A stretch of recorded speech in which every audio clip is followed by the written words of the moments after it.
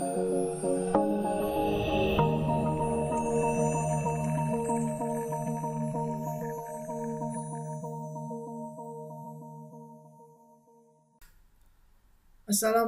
warahmatullahi wabarakatuh. Hari ini kita akan membahas pertemuan kedua, yaitu tentang waterfall model. Setelah kita membahas metodologi SDLC minggu lalu, maka minggu ini kita akan membahas model-model SDLC yang kita mulai dari model yang pertama, yaitu adalah waterfall model. Waterfall model adalah model proses pertama yang diperkenalkan oleh SDLC. Ini adalah model siklus hidup yang sifatnya sekuensial, sehingga disebut sebagai siklus hidup sekuensial linear. Modelnya adalah model sangat sederhana dan mudah dipahami. Di dalam model air terjun, setiap fase harus diselesaikan terlebih dahulu sebelum fase berikutnya dikerjakan. Sehingga di dalam waterfall tidak ada fase yang dikerjakan tumpang tindih. Model air terjun adalah pendekatan SDLC yang paling awal digunakan untuk mengembangkan perangkat lunak. Model air terjun menggambarkan proses pengembangan perangkat lunak secara linier dan berurutan. Maka disebut juga sebagai model siklus hidup linear sekuensial. Ini berarti bahwa setiap fase di dalam proses pengembangan dimulai hanya jika fase sebelumnya telah selesai. Maka sekali lagi ditegaskan bahwa di dalam model air terjun tidak ada fase yang dikerjakan tumpang tindih. Waterfall model design. Pendekatan waterfall adalah model SDLC pertama yang digunakan secara luas dalam rekayasa perangkat lunak untuk memastikan keberhasilan proyek. Di dalam pendekatan waterfall model, seluruh proses perangkat lunak pengembangan dibagi menjadi fase-fase terpisah. Di dalam model waterfall, hasil satu fase bertindak sebagai input fase berikutnya secara berurutan. Ini adalah waterfall model yang dimulai dari tahap yang paling awal adalah requirement analysis, lalu setelah selesai mengerjakan system design, setelah selesai mengerjakan implementation, setelah selesai implementation baru mengerjakan testing, setelah testing baru mengerjakan deployment, setelah deployment baru mengerjakan maintenance. Itu adalah tahap di dalam waterfall. Ini adalah penjelasannya. Tahap pertama adalah requirement gathering dan analysis. Ini adalah tahap di mana semua kemungkinan kebutuhan sistem yang akan dikembangkan dikumpulkan lalu didokumentasikan di dalam spesifikasi kebutuhan sistem. Tahap kedua adalah sistem design.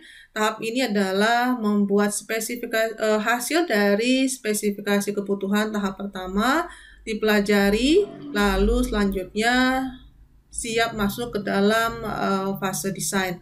Desain sistem membantu menentukan perangkat keras dan persen sistem yang akan dipakai dalam pengembangan software dan juga membantu dalam mendefinisikan arsitektur sistem secara keseluruhan.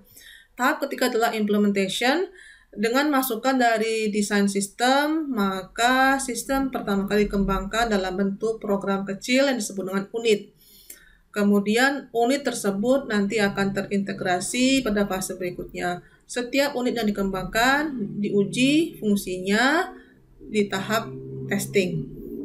Nah, setelah menghasilkan beberapa unit, berikutnya adalah masuk tahap integration and testing.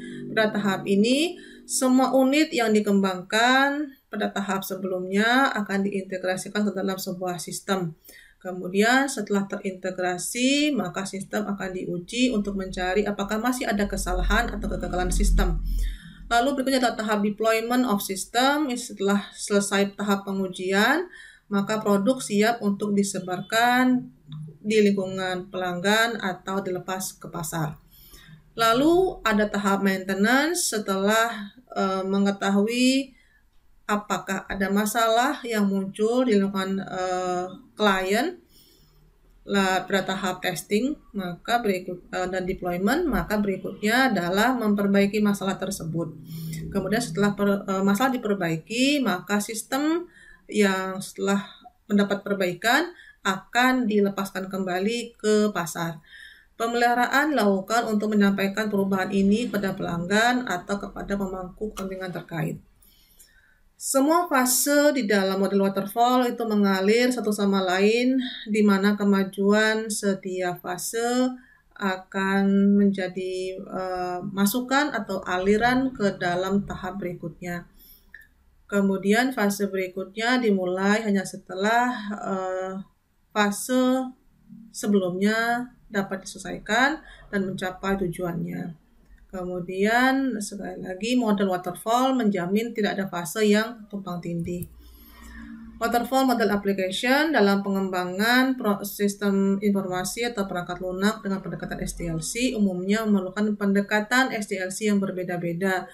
Pendekatan SDLC yang berbeda ini disebabkan oleh faktor internal dan eksternal sistem yang akan dikembangkan.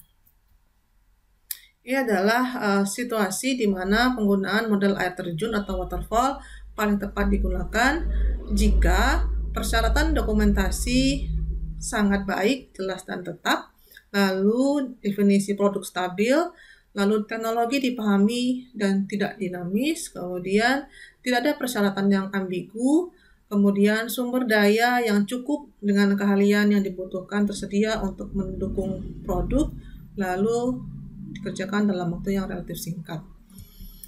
Ini adalah beberapa keuntungan dan kelemahan waterfall. Keuntungan waterfall yang pertama adalah memungkinkan untuk departementalisasi dan kontrol.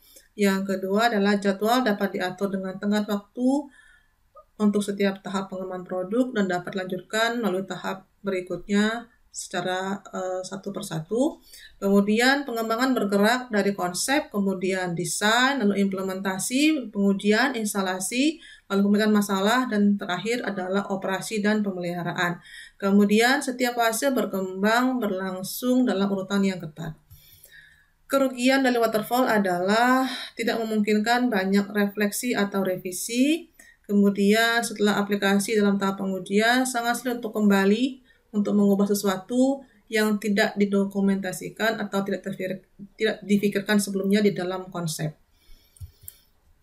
Ini adalah keunggulannya. Yang pertama, waterfall adalah model yang sederhana dan mudah dipahami. Yang kedua, waterfall adalah model yang mudah dikelola. Kemudian yang ketiga, waterfall adalah memiliki fase yang dikerjakan satu persatu. Kemudian waterfall bekerja dengan baik untuk proyek yang lebih kecil di mana persyaratannya mudah dipahami. Yang kelima, waterfall memiliki tahapan yang jelas. Yang keenam, waterfall memiliki pencapaian yang dipahami dengan baik, lalu mudah untuk mengatur tugas dan proses dan hasil yang baik dikomunikasikan. Sedangkan kelemahannya adalah tidak ada perangkat lunak yang berfungsi diproduksi sampai terlambat selama siklus hidup pengembangan sistem. Yang kedua, resiko tinggi dan ketidakpastian. Lalu yang ketiga, bukan model yang baik untuk sistem yang kompleks dan yang berorientasi objek. Lalu model yang buruk untuk waktu yang lama dan berkelanjutan proyek. Lalu yang model ini tidak cocok untuk proyek yang punya resiko tinggi dan sering mengalami perubahan. Kemudian waterfall sulit untuk mengukur kemajuan dalam tahap-tahapnya. Kemudian tidak dapat mengakomodasikan perubahan persyaratan. Kemudian waterfall tidak mempunyai perangkat lunak yang berfungsi diproduksi sampai akhir siklus hidup. Lalu kemudian waterfall menyesuaikan ruang lingkup selama siklus hidup dapat mengakhiri proyek.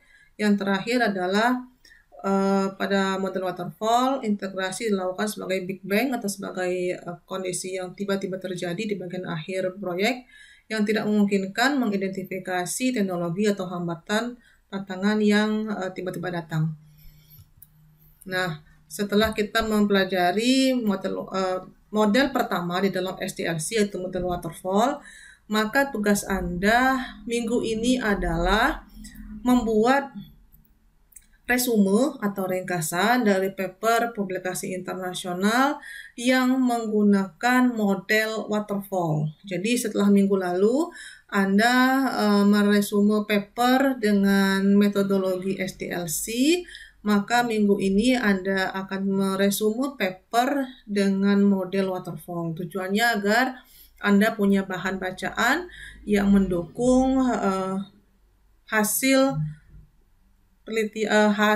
materi kita minggu ini, yaitu model waterfall. Sama seperti minggu lalu, tugas dikerjakan selama 1 minggu, lalu Anda serahkan ke dalam Google Classroom masing-masing. Dalam gizi tersebut Anda berikan papernya dan hasil resumenya. Kemudian saya harap tugas dikerjakan tepat waktu tanpa ada keterlambatan. Ini adalah sumber pustaka yang saya gunakan untuk menyajikan materi Anda hari ini. Jika ada pertanyaan, silakan sampaikan di Google Classroom grup yang kita miliki dalam pembelajaran. Terima kasih. Wassalamualaikum warahmatullahi wabarakatuh.